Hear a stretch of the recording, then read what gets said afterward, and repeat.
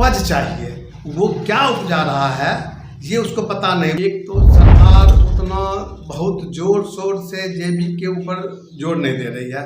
लोग तो फिजिकली रूप से उतना दूर तक तो नहीं जाते हैं कि इनके पास कितना दान है। बिचौलियों की बात की संभावना को लगभग समाप्त हो चुका है। चूंकि और जो सरकार के द्वारा किसानों के हित में योजना चलाई गई उसका लाभ हमने किसानों को देने का भरपूर प्रयास किया। जैसे गोदाम, मेरे पास समसा एक पैक्स में कोई गोदाम नहीं था और ना मुझे सरकारी ज़मीन समसा एक पैक्स में था।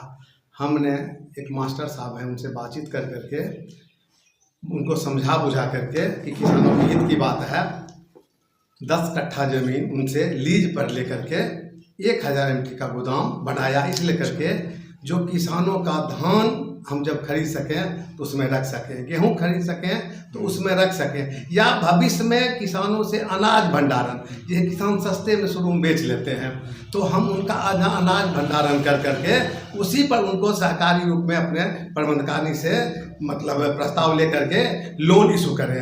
हाँ, और फिर जब महंगा हो अनाज तो वो बेचें। हाँ, इसलिए गोदाम मेरी आवश्यकता थी। उसके बाद हमने मुख्यमंत्री हरित कृषि संयंत्र योजना को लाने का काम किया और हमने किसानों से कहा कि जितना यहाँ पर जो पहले से रखे हुए थे यंत्र उससे 30% तक कम कर दिया।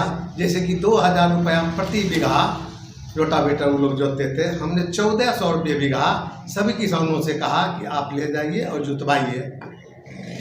उसके बाद अब खाद हो गया, अब खाद बीज का लाइसेंस की बात है तो शुरू में था केमिस्ट्री ऑनर्स की बात, हमारे पास शुरू में लाइसेंस था लेकिन फिर समाप्त हो गया। शुरू में था बहुत दिन पहले। अब सरकार का एक नीति आया है कि ट्रेनिंग करा करके और लाइसेंस दिया जाएगा, तो हम लोग प्रस्ताव लेकर के भेज रहे हैं ट्रेनिंग कर करके किसानों को खाद बीज मुहैया कराने का। किसानों के बीच जो खाद की समस्या थी वो अब दूर होने वाली है। हाँ, हमारा एकदम पूरा प्रयास है कि खाद बीज की एक समस्या मेरे पास रहा है किसानों के लिए, इसका खाद बीज की समस्या।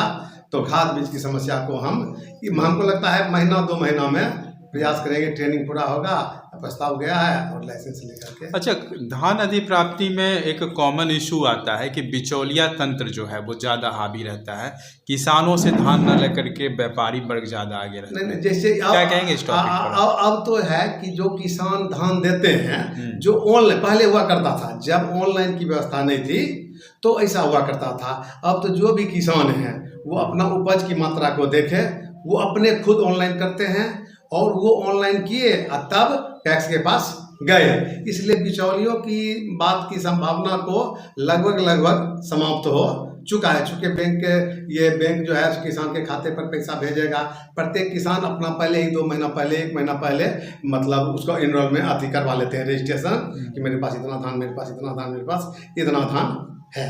अच्छा, आपको क्या लगता है कि जहाँ धान की पैदावार ज़्यादा है वहाँ लक्ष्य की कमी लोगों के बीच रहती है, पैक्स अध्यक्षों के? हाँ, ये जहाँ धान नगण्य है वहाँ लक्ष्य ज़्यादा, इस तरह का भी काफ़ी मुद्दा गरमाया रहता है। जी सर, हम लोग तो फिजिकली रूप से उतना दूर तक तो नहीं जाते हैं कि इनके पास कितना दान है, लेकिन व्यवहारिक हम देखते हैं कि लेकिन थोड़ा बहुत विभाग इसको ध्यान देगा, कृषि विभाग, तो मतलब लक्ष्य किसानों से खरीद किया जा सकता है, थोड़ा बहुत कम रहता है जो बढ़ाया जा सकता है। जैविक खाद को लेकर के, जैविक खेती को लेकर के सरकार भी गंभीर है, किसान हैं जैविक खाद से परहेज करते हैं, क्या कहेंगे आप? देखिए, जैविक खाद से किसान जो है सो परहेज करते हैं, इसलिए परहेज करते हैं एक तो सरकार उतना बहुत जोर शोर से जैविक के ऊपर जोर नहीं दे रही है, दूसरी कि यील्ड उपज, किसान को उपज चाहिए, वो क्या उपजा रहा है ये उसको पता नहीं, वो जहर देकर उपजा रहा है या क्या उपजा रहा है, उसको चाहिए यील्ड, उसको चाहिए कि हम, और जैविक वो क्षमता है नहीं जो उतना यील्ड एकाएक दे सके। इसलिए किसानों को जैविक के प्रति जगाने के लिए सरकार को बहुत जोर शोर से इस पर लगना पड़ेगा, तो जो जैविक बनाते हैं उनको भी और किसानों को भी पता चलेगा कि हम जैविक का कैसे उपयोग करें। वैसे बहुत किसान अभी हैं, मतलब लगभग 10-5% जो जैविक को समझते हैं वो मुख्य रूप से अपना जो ये सब्जी वाली फसल होती है, आलू, ओल, इसमें मुख्य रूप से उपयोग में थोड़ा बहुत लाते हैं। लेकिन जो उपयोग, जो सरकार की मंशा है, जो हमारी ज़रूरत है जैविक की, उस हिसाब से हमको लगता है कि 2% भी नहीं हो रहा है।